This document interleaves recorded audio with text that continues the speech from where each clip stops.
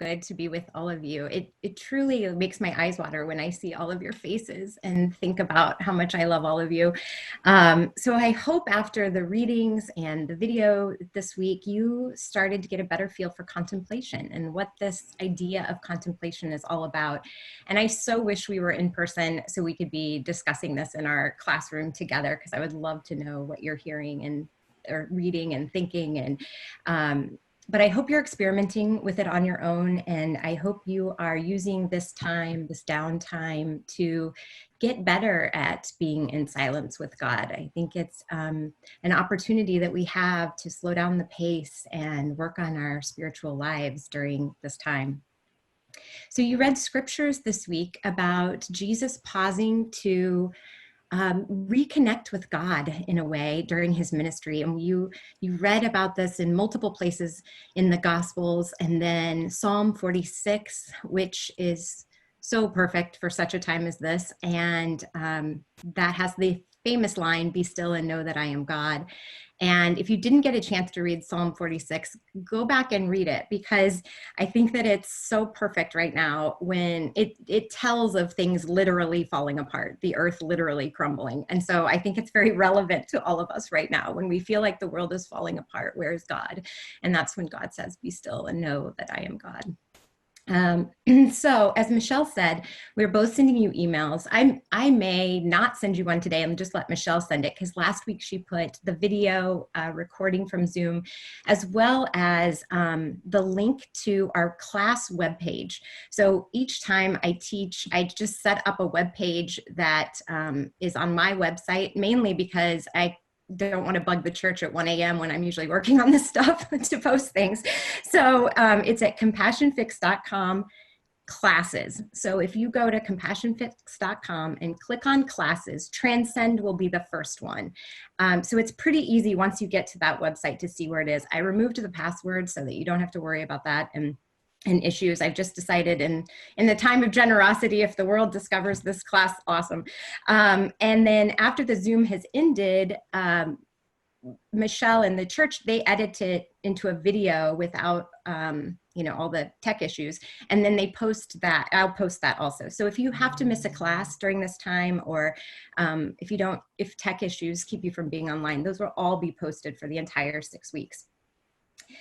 If you leave the web page up forever, like I do, and never close anything on your laptop, you may have to refresh it. So I got a couple emails wondering about when the video would be posted. It is posted now. You may just have to refresh your web page.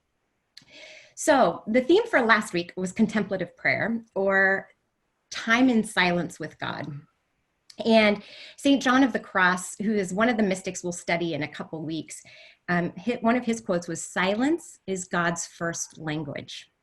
And so we're going to keep getting better at being in silence. And part of that is quieting our minds. Our worried brains right now are in overdrive.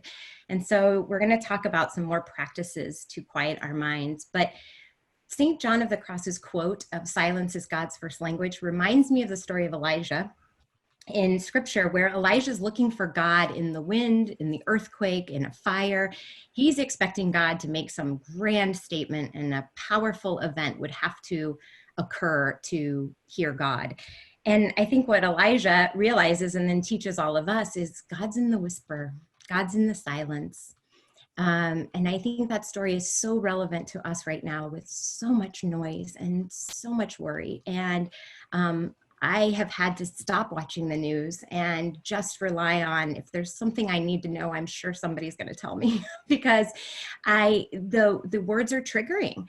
I read an article on anxiety this week that said they're doing a study with just the word ventilator is causing people's anxiety to really spike. Just hearing that, and like in a 30-second news clip, you might hear that multiple times. And so we are having physical reactions to the words that we're hearing in the news. So as much as you can detox from that and go into silence right now, quiet the noise. That's what Elijah was teaching us. That's what the mystics are teaching us. So I think it's time that we listen and we apply these teachings right now. So today we're going to talk about opening to a new level of awareness. So last week was kind of the value of contemplation and what that means, and how we have this temple within us where God dwells. And that's the word temple within contemplation, and that we're noticing God in God's presence in our lives. That's what contemplation is. And so now we're going to move into a level of awareness. So once we get quiet, then what happens? And then next week, we're going to talk about surrendering and allowing and what that's like. But to talk about awareness, Father Thomas Keating has written prolifically about spiritual awareness, and he was a Catholic priest, and he was one of the creators of the concept of centering prayer, which there was a worksheet for you on the steps of centering prayer, but basically it's that idea that you pick a focus word like God or love or peace, and you intentionally spend time in quiet, focused on that word. And what the word gives you is a tool to come back to a word to quiet your thoughts. So your mind is going to wander. It's not that you're bad at meditation or prayer or contemplation. You are human. And so your mind will wander. Thoughts are always coming through our brain. And what Father Thomas Keating was teaching was, if you have a word like an intention, God, love, peace, that gives you focus to train your brain to start to be quiet. And literally it's brain training. And so he really valued that intentional training piece of spirituality. And that's what we're practicing in this class too. So he took St. John of the Cross's quote and added his own spin to it. And this is what Thomas Keating said: God's first language is silence. Everything else is a poor translation. So he was teaching the most important spiritual work we can do is sitting in silence, not thinking we need to be in church every Sunday and we need to read scripture and we need to practice rituals and we need to know all the creeds and all of the intellectual work that we do for faith. Father Thomas Keating was saying the first priority is silence. So a little background on who he was, because I'm always interested in context of these spiritual teachers. So he was born in the early 1920s, and he died just 2 years ago in 2018 at age 95. So he is a contemporary of ours, compared to these other authors that we're reading that lived thousands of years ago. So he grew up in New York City in wealth and privilege, which I always think is an interesting piece of somebody's story. But he had this longing to leave that all behind and pursue a spiritual life. And he credits the longing to when he was 5 years old. He became deathly ill. And he remembers at age 5 hearing the doctors and his parents in the hallway talking about whether he was going to live or die. And he overheard that conversation, and he made a deal with God that said, if you let me live till age 21, which was probably old to a 5-year-old, if you let me live to age 21, I will become a priest. And the irony is that he was in a non-religious family. So he remembers kind of going to mass maybe on holidays, but he remembers his father, who was a high-powered attorney at the time, being a kind of anti-religious institution. And so he would sneak out as a child to go to mass and to have these spiritual educational experiences. So fast forward to, he made this deal with God when he was 5, and now he's a freshman at Yale. And he's studying law, and he is in a religious studies class that's a requirement, and he learns about the Christian mystics in this class, the people that you are learning about in this class. So he starts reading the same works that you're reading, and this spiritual longing returns, and he's reminded that he told God he would become a priest.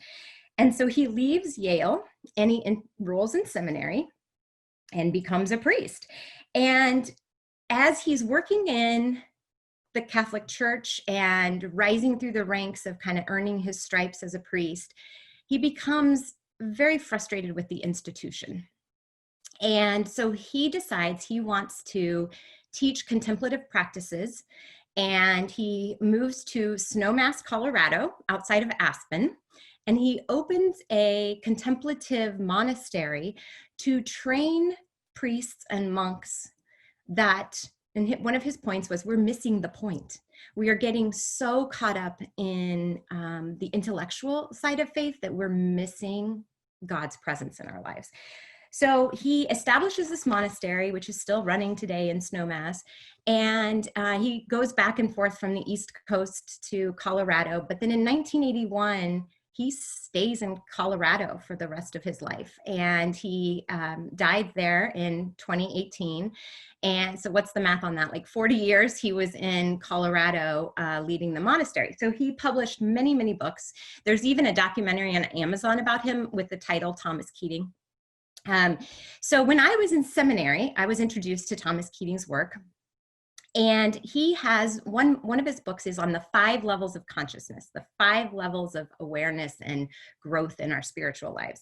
And so as a seminary project, I took his 5 levels of consciousness that were kind of focused on the Catholic faith and made a Protestant version, which was, and I combined some of his language into 4 levels of awareness that would be more Methodist, Presbyterian, Protestant language that we would all be using in our religious practices and lives. So I want to share that with you today. And Thomas Keating kind of had this theory that we progress through. And I offered a theory of maybe we go back and forth a lot, depending on life circumstances. You know, we think we're doing well, and then the wheels come off our lives and some horrible thing happens. And then we kind of go back to like, where is God? I don't feel his presence right now, or I'm really struggling with this, or I was praying for this and it didn't get answered. And so now I'm not so sure about the awareness of God. And so my project was kind of saying, I don't know that we progress and stay. I think we go back and forth. So if that resonates with you, I'm your gal. So I'm going to put up a picture here. This was kind of my, can you guys see that? Let's see. No, I don't think you can because I forgot to share the screen. Okay, let me try this again. I could see it, but I don't think you could. Okay, here we go. Now you can, and I can see you. Okay, all right. So this was kind of my take on this, right? Just a seminary student project. So I'm not saying this is right, but it was, I think I got an A, I don't know, but it was a good attempt. So, and I've kind of used this with my spiritual direction clients in the last 3 years. So I feel like I have tested it a bit. But here are kind of the 4 levels of awareness. There's a level of ordinary awareness. And this is what Thomas Keating said is kind of just the awareness we all have as we go through life. So this is the ability to observe yourself, right? I have a mind that thinks. I'm aware of my thinking. I know that I just snapped at my kids, and why did I do that? Because I'm tired and I'm sick of being inside. And right, we have this ability to observe ourselves and be aware of our behaviors. This is our ability to self-reflect. Ordinary awareness is I'm aware of my ordinary life. The interesting thing is in neuroscience so far, the thought is we are the only species that can do this. We're the only species that can self-reflect and think about our behaviors and change them accordingly. And we have this awareness of our inner processing that other species we think do not have. So some of you that have worked with me for a while, you know I talk about the inner critic and this like voice in our heads, this inner commentator that we have that's saying like, you're driving too fast, you're driving too slow. Why are you in this lane? You should move over to that lane, right? We have this person that's like giving us a play-by-play in our brain, talking to us constantly. I call it the roommate in the roommates in our heads. And some of those voices are encouraging and some of them are critical. And some of us have like a raging inner critic, and some of us have an inner cheerleader, but that whole kind of genre of psychology is in this ordinary awareness level. So my Tuesday emails really are about kind of moving us from ordinary awareness into this deeper awareness of why am I doing what I'm doing, and is this the way I want to live my life, and how could I be more mindful? How could I be more aware? How could I grow in my spiritual life? So after ordinary awareness becomes spiritual awareness, this kind of transition that I would guess we're all in this spiritual awareness. And The idea of spiritual awareness is I'm part of something bigger. I'm not the center of the universe. There's more going on than me here. There's a, God, there's a creator God. There had to be a design, an intelligent design here. There's too many things to unexplain. I see miracles. I see nature. It just baffles me. That's more spiritual awareness. So you begin to live in awe and wonder, and you see yourself as part of the human race. You also see yourself as part of a community, maybe as part of a faith, a part of a family. You have this, there's more to life than just me feeling. I think in spiritual awareness, you start to get really touched by movies and books, and like things have a life-changing effect on your heart when you're living in spiritual awareness. This is where compassion comes in for others, right? You feel it deeply that others are hurting and you feel helpless. That's this idea of awakening to spiritual awareness. Spiritual awareness is also knowing that you have a level of intuition. You have this wisdom deep within you.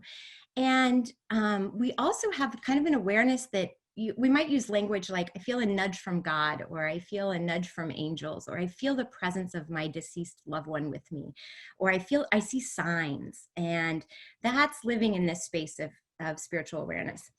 And the other piece on this that Thomas Keating spoke to was you have an awareness of free will and God's will and the difference between those. So you are aware that I'm making choices that might align with God's will or might be going against what God would have me do. And you have the ability to tune into that. Okay, that's spiritual awareness. The third level of awareness is like true self-awareness, which that's Thomas Keating's word, is true self-awareness. And I was really intrigued with this level of awareness because I think this is where a lot of my life coaching work with clients lies. And this is the level at which you recognize you are a soul. You are this beautiful spirit. The essence of you is pure love. You were made from love. You are made of love. You are a loving, lovable human being. That is recognizing your true inherent worthiness. And so this is where a lot of us struggle, honestly. And this is what when I was in seminary and studying all of this and kind of putting together these models, this is really where I felt a calling from God saying, go teach this stuff, go teach love. This is what I want people to learn. And so I'm just taking my own spin at it and trying to put it in language that we can all understand and apply in our lives. But this is where I know a lot of you have heard me say this, that I have come to the belief that we are all souls in human bodies with really complicated brains, right? So our complicated brains are one thing, but the true identity, the essence of who we are, is this beautiful soul of love having a human experience. So Chardin said we are, spiritual beings having a human experience.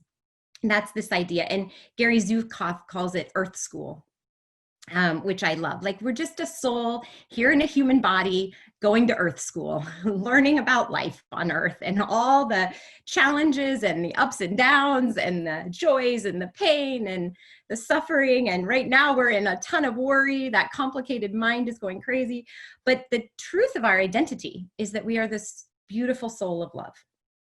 So awareness of true self is when we start to own that. And as you all know, that's been my own personal work, and I'm still in it. But this is where I found the research on self-compassion that spoke to me so deeply, that this idea of beating ourselves up all the time is a lack of recognizing our inherent worth, our true self in God. And this is where the Imago Dei comes in, of you are made in the image of God. What does that mean? Because if we say God is unconditional love, then we're saying you have that at the heart of your essence. And so owning that and taking that in and living into that, that's what I think is our life's greatest work, and some of our very hardest work, especially with women. And that's a whole other class of why that is. But self-compassion is the ability to know your inherent worthiness and unconditionally love yourself. In fact, so before the pandemic hit, I had just leased a workshop space to be able to do some workshops on this stuff. So it was a great time to go into the workshop business when no one can go to a workshop. But I promise we will do that in June or July or sometime. We will all gather in that new space. And we will work on this stuff about unconditionally loving ourselves as God unconditionally loves us. So this idea of true self-awareness, the kind of piece that's also really important here, and that I think goes to our worry tendencies, is accepting reality and accepting that I am a beautiful soul in a human body in a tough world. And as Byron Katie says, loving what is, just accepting that this is what it is a big part of our human work, and calming our worry and calming our racing brains. So it's this idea of accepting human life and trying to navigate it instead of wishing it was different, instead of always fighting against reality. Just kind of saying, this is what it is. And how do I transcend that and live a spiritual life of love and compassion and kindness to others without getting so triggered in the day-to-day? Whoops, sorry, I advanced my slides. That's coming up. Okay, so the fourth level of awareness is this level of divine indwelling. And so this is what Thomas Keating was saying is the goal for all of us, right? To connect with God and realize God lives within your heart. So Jesus speaks of this, Paul speaks of this, it's throughout scriptures. It's easier said than done, right? We all know this intellectually, but actually living into it is a whole other story.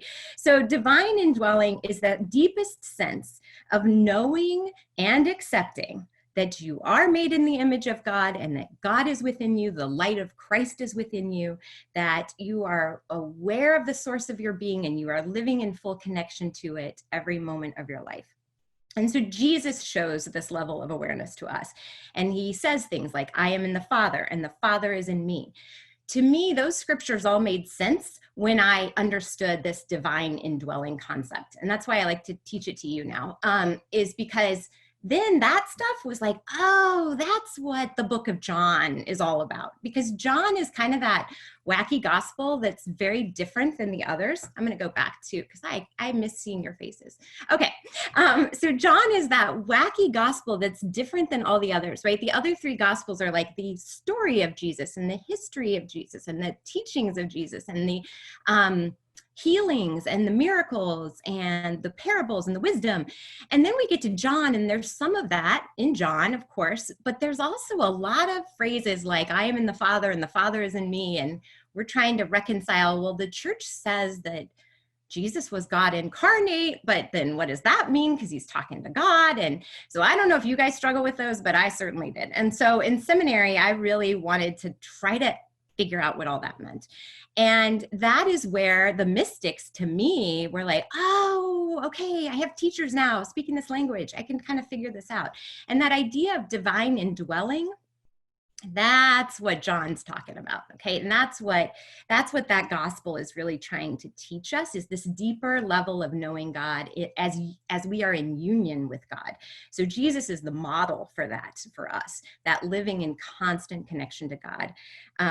And it's a hard thing to do as a human, but we're working on it, right? And the idea is that full inner peace would come when we get to that. So I think we all kind of imagine that to be heaven, and that when we die, we finally achieve that. We get it. It's like our wake up moment of like, oh, that's what I was missing. Okay, now I get it. I wish I could go back and live that way on earth now.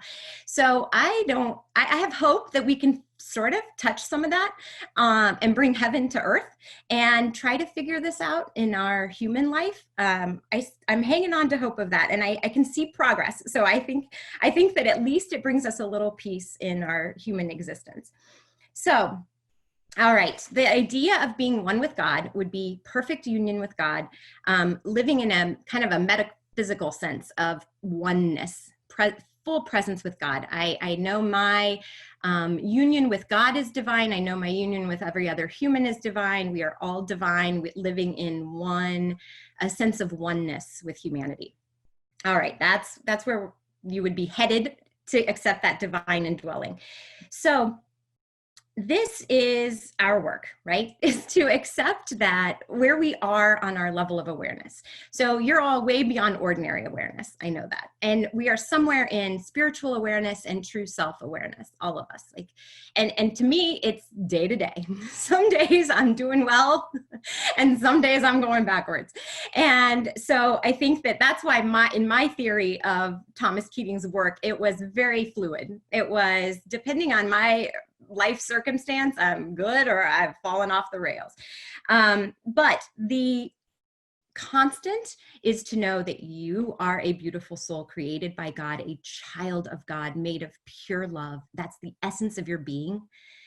And we have a tough human experience to survive. And we have a very complicated brain that tells us the truth sometimes and then tries to keep us safe. And so it goes off like a loud security alarm sometimes. And we're navigating all of that. But the truth of our existence is love. And so our work is just to keep coming back to that and keep tapping into that and learning to sit in that and learning to accept it and doing the work. So that's the kind of levels of awareness I want you to think about. And as you're sitting in silence, kind of check in with those ideas. Where am I on this? And what's the work I need to do? Where am I blocked on this? What might help me break through this? And this is where I so wish we were in a classroom talking about this, because I would love to be able to answer your questions. So I do want to tell you, this may have unleashed a bunch of questions. If so, my email is ginger@compassionfix.com, and it may take me a bit to get back to you, but I will. I don't have much to do right now, so I will be on email.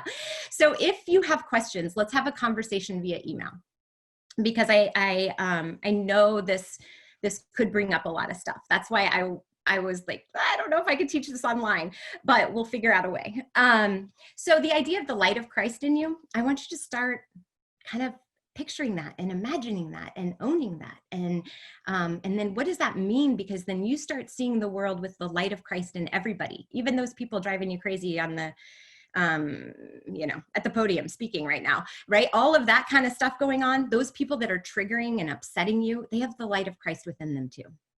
So if we start to see that, what does that do to our level of compassion? And what does that do to our level of worry? Do we start to soften a little bit? Do we start to feel a little more at ease? Yes, is the answer. But you have to experience it for yourself, and you have to start to live into that with your own being. So you have a worksheet this week that is titled Where I Noticed God This Week. And this is a practice just to help you kind of be intentional about 1 to 3 things every day. Just jot them down. You can do this in a journal if you don't want to print off the worksheet, but it's just to prompt you to make this an intentional practice. So this week, I really invite you, where was I aware? See, we're building awareness. Where was I aware of God this week? Because it's everywhere. God is everywhere, right? The birds are singing. It's spring. My gosh, every day is a sermon outside, I think, of like things growing and blooming and new birth. And this is all about the resurrection. So let that become a level of awareness for you to tune into God's awareness, because you're noticing things. You're noticing, sensing, feeling, paying attention. That's your homework this week. And then that is the antidote to worry, because when we're tuning into that stuff, we're not tuning into our worries. So we start to notice God, we start to feel hope. And that's, to me, that's the best antidote to worry. But I'll also teach you some other tools too. So moving on from that, I'm going to give you a quick background on the 2 readings that you're going to do this week. So you are going to read from Julian of Norwich, and an anonymous writer that wrote The Cloud of Unknowing. And I'm going to tell you more about this. So last week, I kind of gave you a quick download on what the mystics are, and I gave you a couple videos to get more familiar with what mysticism is and mystics.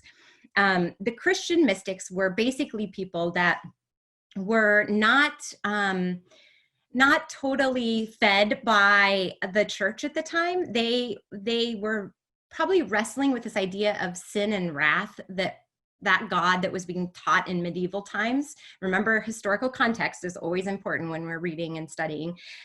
So in medieval times, when most of the mystics were writing, they were trying to write about this can't be all that there is, because Jesus was love and unconditional love and compassion and kindness and miracles, and all I'm hearing in the medieval church is sin and wrath and you know, stuff that's inconsistent with the teachings of Jesus. So that's where the Christians really spoke to me when I discovered them in seminary, was, oh, this is the stuff I struggle with too. And so, you know, when I read the Old Testament, I struggle kind of with like, is this right? And so now, after a lot of education, a lot of study, I kind of feel like those stories are more humans telling of their interpretations of God, their experiences with God. They think that the tornado that blew through was a punishment, right? That's their thinking at the time in the Old Testament.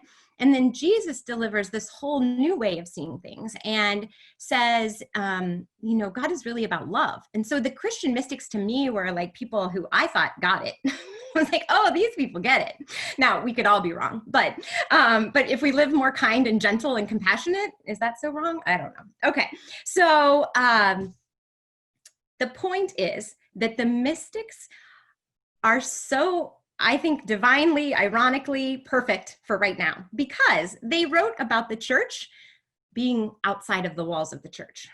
And where are we all right now? Outside the walls of a church.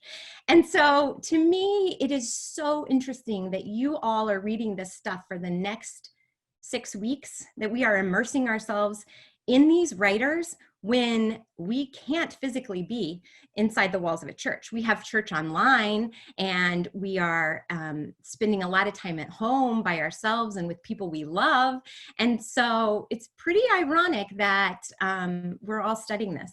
So that's why when the pandemic hit and classes were all canceled and Michelle said, would you be willing to do it online? I was like, oh, I think maybe we should, because I think maybe this is what we're supposed to be reading right now.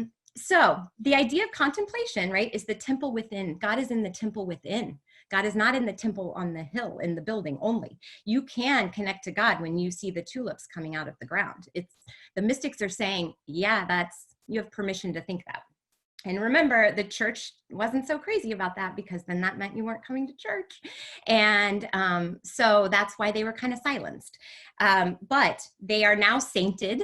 Vatican I and Vatican II, many of those kind of policies in Catholicism were rewriting the language of the Catholic faith to recognize what the mystics had been teaching all along. So yeah. So, okay, let's go with this. So Julian of Norwich, let me put up another slide and give you a taste for her. Okay, so here are images of her. So the first one is a statue that was created after her life, and well, all of these were created after her life. But the book that she's holding is Revelations of Divine Love, and you're going to read an excerpt from that book this week. And then the stained glass, many churches have stained glass of Julian of Norwich. And I love that many of them have a cat. Sometimes the cat's on her lap, and sometimes it's beside them, but you can see this red cat in the image because she lived alone, but it is said that she always had a cat. So I think it's kind of cool that we represent that part of her life. And then the icon picture at the end, or on the, what side is that? Your right, maybe? That is oftentimes in Orthodox churches because she is a saint, Saint Julian of Norwich. But this is the idea that God, see Jesus or in God image showing her the truth. And that's why this showing her image is what she called her visions of God, that God was showing her the truth. And so here's the deal with Julian. What we know is that she lived in, I'm going to come back and then we'll go to that. Okay, she lived in the late 1300s. in early 1400s in Norwich, England. Norwich, I think the W is silent. Norwich, England. And she didn't write down much about herself. She really focused on teaching what God had revealed to her. So we don't have a ton of biological data. Some people think she was married and maybe widowed in the war. Her husband might have died. The 100-Year War was going on at the time. Some people think she remained single her whole life. What we do know is that she grew up probably deeply religious because she had taken a vow with the church to become an anchoress. So anchorites and anchoresses were a thing at the time that that the church in England would house a man or a woman as a spiritual director on site. So the idea was they would be somebody who would pray for the community, who would sew clothing for the poor, who would kind of be the missions arm of the church, if you will. But they were a devout nun or monk who had given their life to serving in this way. And they would live in this small room attached to the church. And here's a picture of it. So I would love to know if you guys have been there. I bet some people have visited this church because it is the Church of St. Julian of Norwich. So let me know if you have. I would love your pictures and your stories. So the thought is that this wing that comes off of this stone church would have been where St. Julian lived. And the thought is that door would not have been there. That would have been all stoned in because you wouldn't have entered the church from the side like that. So that's probably a more recent addition. But that little window that you see on the front of her little wing, that would have been where people from the town walked up to and received spiritual direction. She would have sat on the other side of that window, closed in her room, and people could ask advice.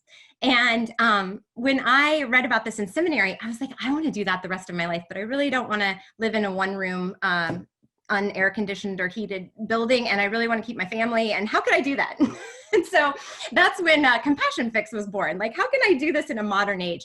But that idea, I just loved that idea that she would just study and pray, and then she would share what she was learning with people, and people would come up and line up and just want to hear that.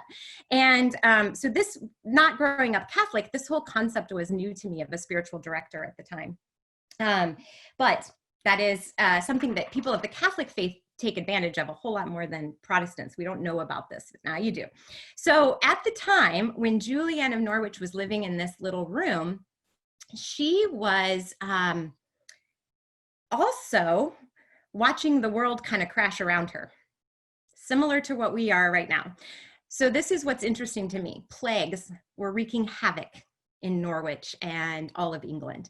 A plague would come through, a disease would come through, people would die, the community would rebuild and get going again, and another plague would come through. And this cycle was happening a lot in medieval England.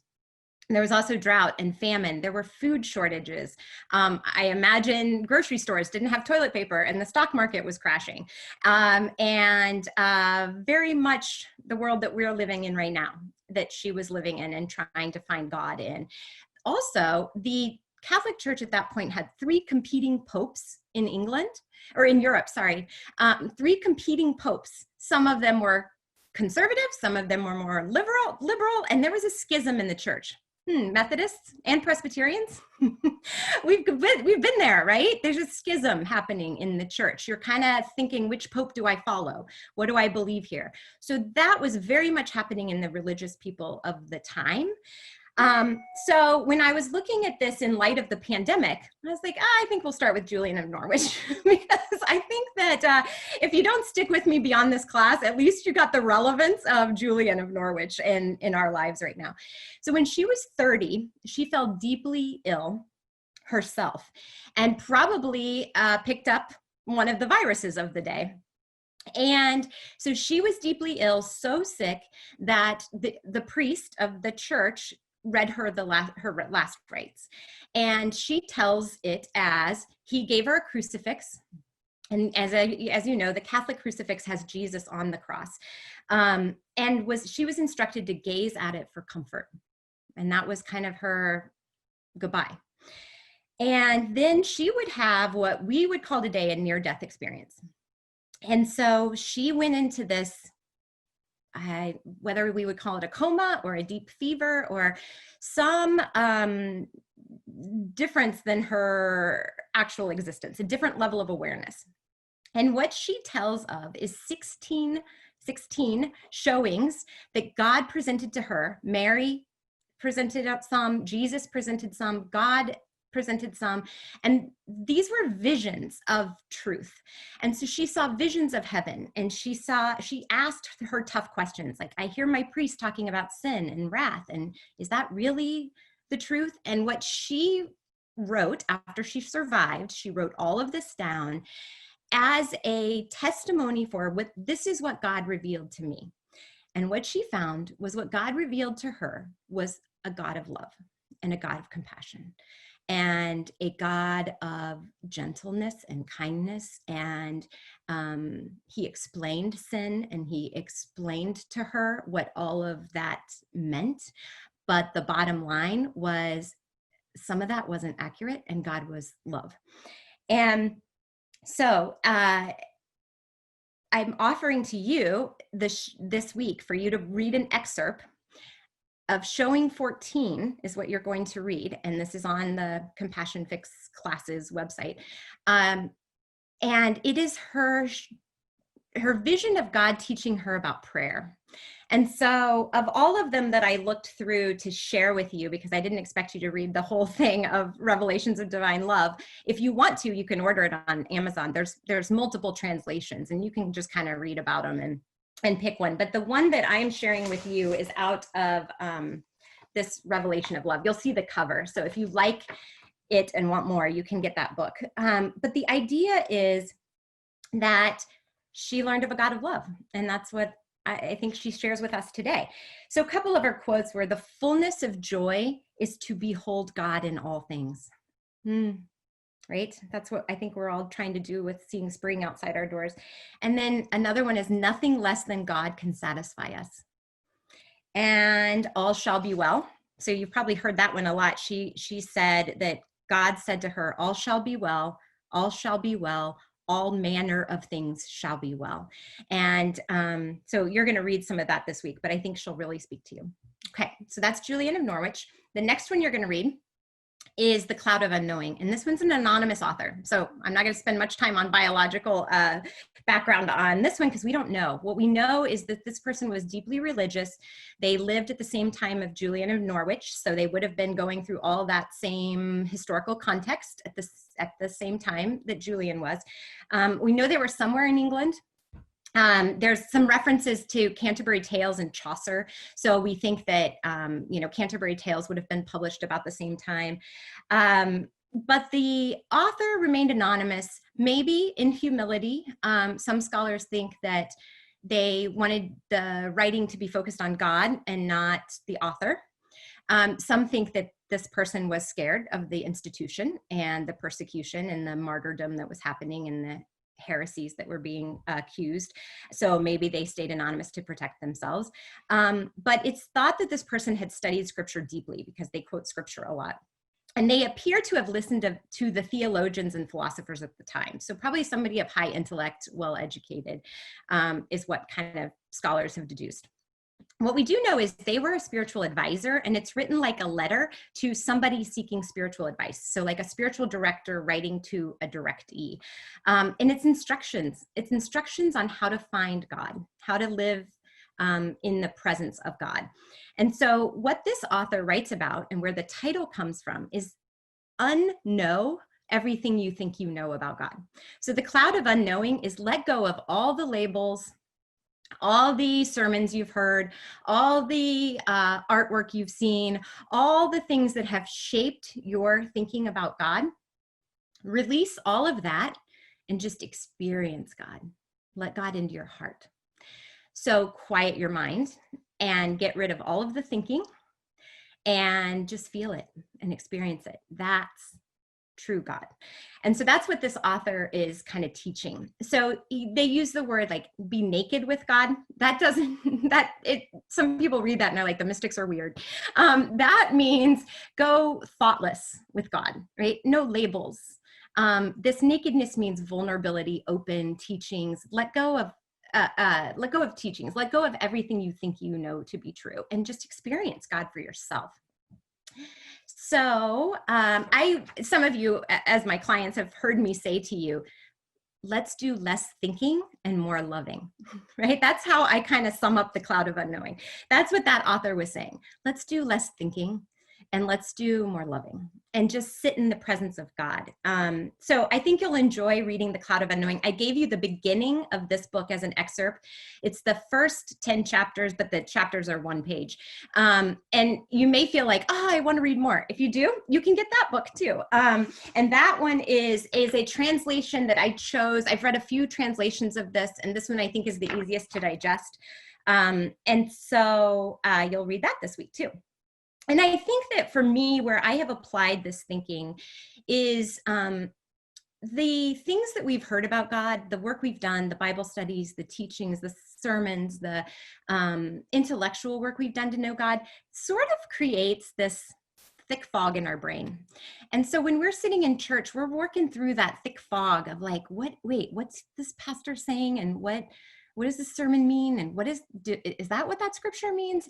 And we're always in our heads. And the cloud of unknowing would be like, get rid of that thick fog, that cloud, and go into a space of unknowing.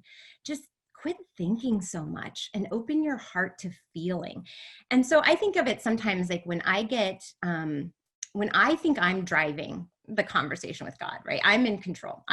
God, this is what I need. And this is what I want to happen. And I'm praying for these people. And it's like I'm driving the car and God's in the passenger seat. So when I read The Cloud of Unknowing, it kind of reminds me of like, oh, no, Ginger, get in the back seat. God's driving this show and you are following.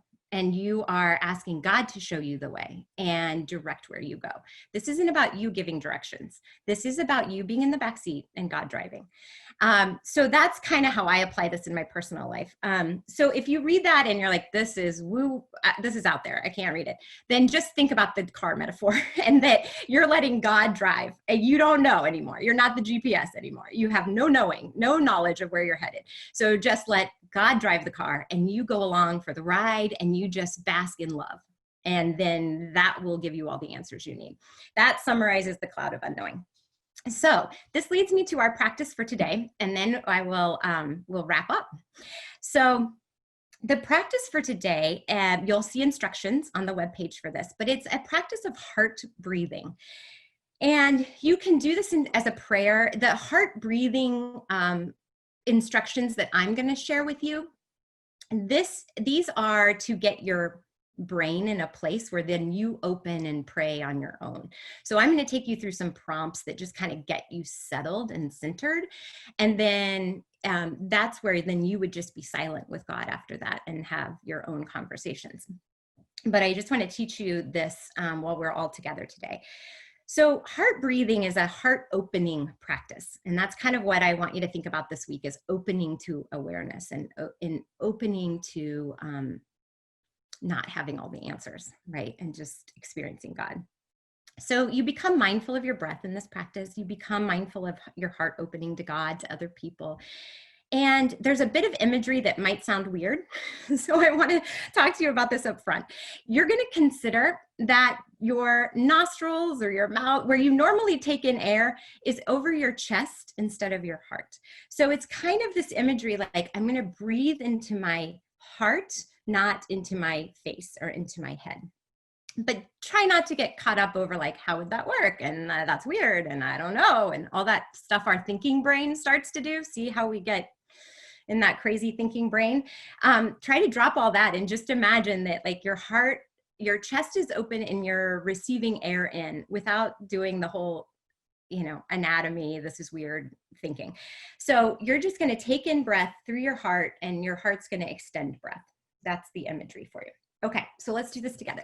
All right, so sit comfortably in your chair, uncross your legs if they're crossed. And the reason we do that is because with both feet on the ground, you send your body this message that we're safe, we're stable, we're solid, we can do this. And that is one antidote to worry right there, is just grounding yourself. Gravity is holding you onto the earth. You are safe, you're held. So sometimes putting both feet on the floor helps us do that, or lying flat on the floor helps us kind of remind ourselves that we're being held. So both feet on the floor, your hands are in your lap or down at your side, and just notice you're already breathing. Your heart is already beating.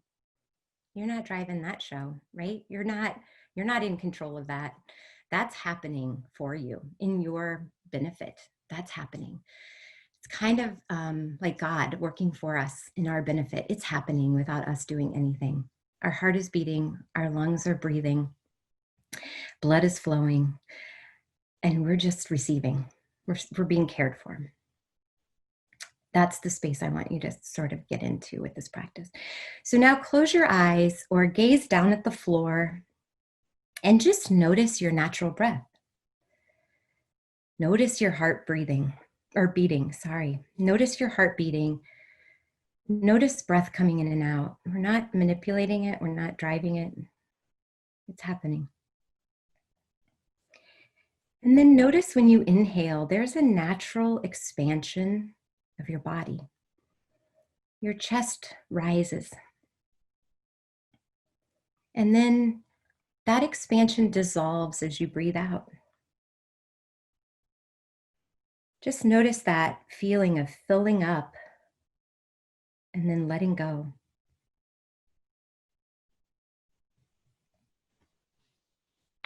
And now bring like one or two hands to your chest where your heart is.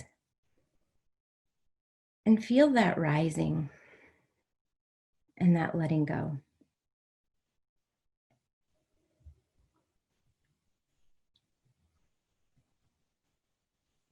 And allow the area around your heart to expand, filling with space as you breathe in.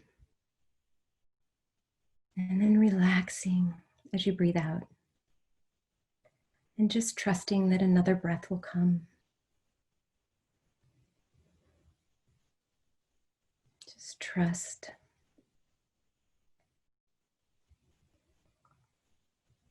Now you can place your hands back into your lap and imagine the breath coming right into your heart, air flowing right into your heart.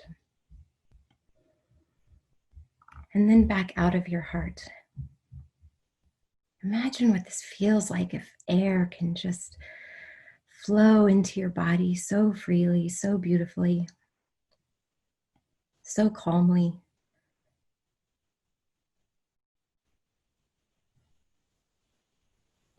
Imagine this breath nourishing your heart, strengthening your heart, energizing your heart. This breath is giving your heart life.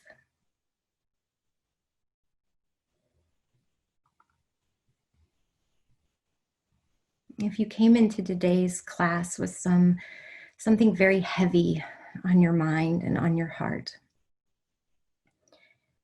bring that to mind now, this heaviness, this worry, a problem, a question, a decision you have to make.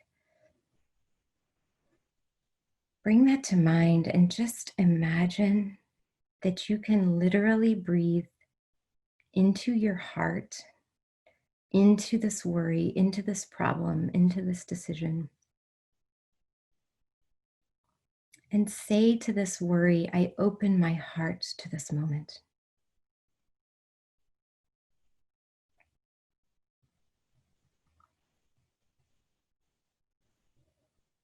And allow the breath to bring you what you need. Is it courage? Is it acceptance? Or joy or hope? Allow the breath to deliver that to your heart.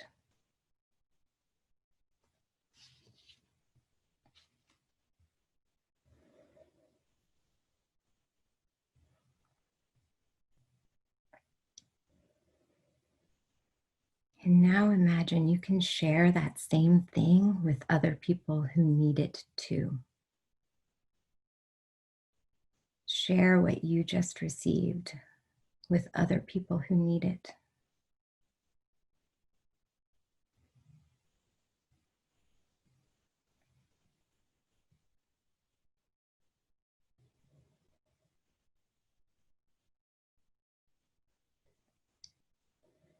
And with each breath to your open heart, you gain a sense of peace. And with each breath out of your open heart, you share a sense of peace with others who need to feel that.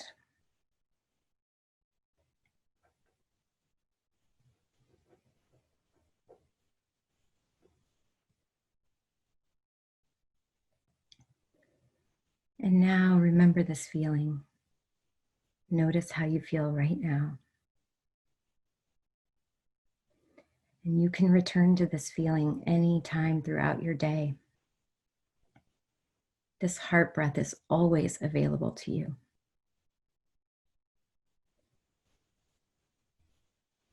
And as we close this practice, thank your heart for opening to this experience.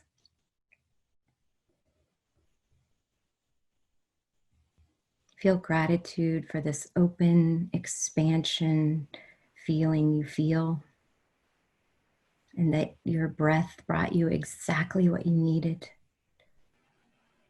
You have what you need to get through this day.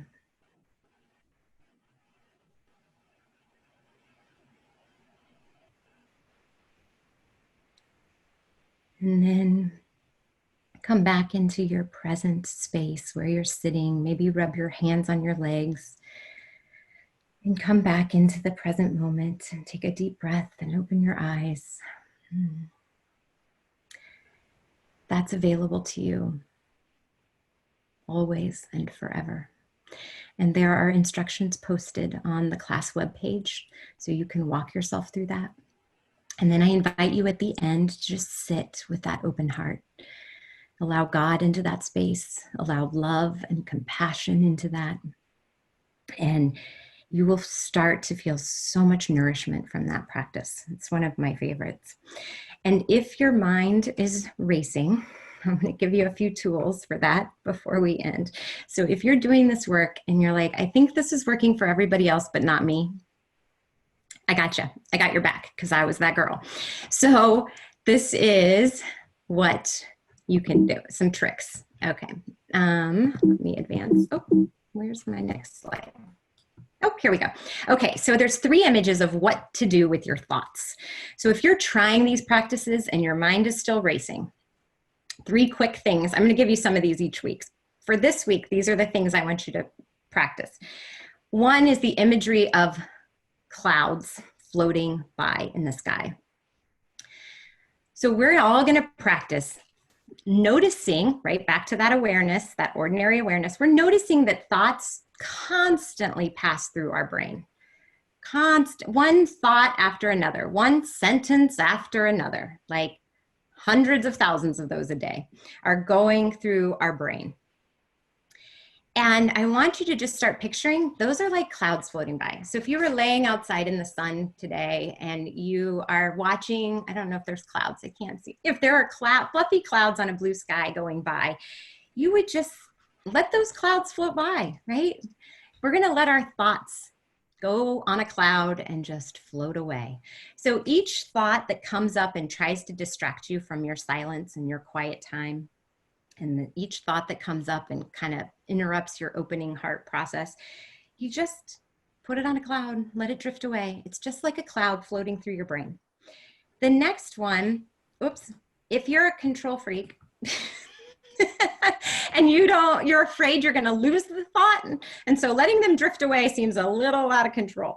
If you're afraid you're going to lose the thought and it's a really good thought and you need to remember it, you can imagine a clothesline, this imaginary clothesline, and you tell your brain, okay, I'll clip it, I'll save it for you, and you come back to it later. And probably right now, a lot of our thoughts are like, what groceries do we need? I need to call this person. I need to check in with them. I need to I don't know what it is we need to do right now. But those thoughts that fly through our brains, you could just clip it, and I'll come back to it. Brain, it's saved. If that doesn't work for you, put an index card or a Post-it note next to the space where you're trying to be silent, and write down the name of that person you need to check on. Write down that can of soup you need to remember to buy. Help yourself learn to work with these thoughts. This doesn't have to be a wrestling match with your brain. This is just, okay, I'll write that down so I remember it, because now I want to go back to my silent time. So they're just, thoughts become kind of little annoyances, but we don't have to get angry with them. We just have to let them pass through. And then the third image, and I know some of you, this is your favorite, is this idea of sitting next to a creek that's flowing downstream. And you're sitting next to the creek and you're trying to be silent, and these thoughts, these intrusive thoughts keep coming through your brain. You just place the thought in the current and let it go downstream. And then here comes another one. All right, I'm putting it in the current and letting it go downstream. I know Karen is on this call and she loves this one, and she even adds a swoosh sound. Like that swooshed away, that thought went away, and that degraded one time in class into flushing them down the toilet. So if that works for you, then flush it down the toilet. Whatever works for you as imagery, use that. The idea is I'm just letting that thought drift away. It's gone. It's gone. I'm not getting hooked by it or triggered by it or ruminating on it. I'm just going to let it flow. So those are 3 images you can play with to try to quiet the thinking. And this is a practice. It takes a bit. So don't, tell yourself you're doing it wrong or expect yourself to get this on day 1. This is something that is a practice. That's why I call all these things practices. It's not mastery. We never do that. We're constantly practicing. And we all know with practice, we get better at something. So just picture what you need to let the thought go away. All right. So in closing, send me those emails if you have questions. Know that all of this is just an introduction. This is for us to all have something to do and maybe learn something. So don't stress about homework. Don't struggle with the readings. If it's not your jam, it's fine. This is just something I'm offering for right now as a new way to grow in spirituality during this time. Yes, we're going to go to breakout groups now, and but I'm going to do a closing prayer just in case you get off the call or we lose you, and then we'll talk to you in breakout groups. All right, let's pray. Oh, dear gracious God, thank you for this gathering of beautiful souls. Thank you for enabling us with this technology to be together today in this form. Thank you for the ways that you are at work in each of our lives. Bless each person hearing this right now with your holy presence. Allow them to feel you with them. Allow them to just relax and be held by you. Help us trust that all shall indeed be well. Help those words that were written 1,000 years ago by these authors we're going to read this week. Help them touch our hearts. Help us learn from them. Help us to continue to seek you the way they did, and to teach the way they did, and to know you better. Be with those on the front lines that are caring for ill people right now, and sacrificing their own health and families to do that. Be with those looking for medication answers and treatments that work. Be with scientists and research right now to find these answers. Be with those who are grieving deeply at loss and illness and separation. Help us to continue to seek you and to know you better through this crisis.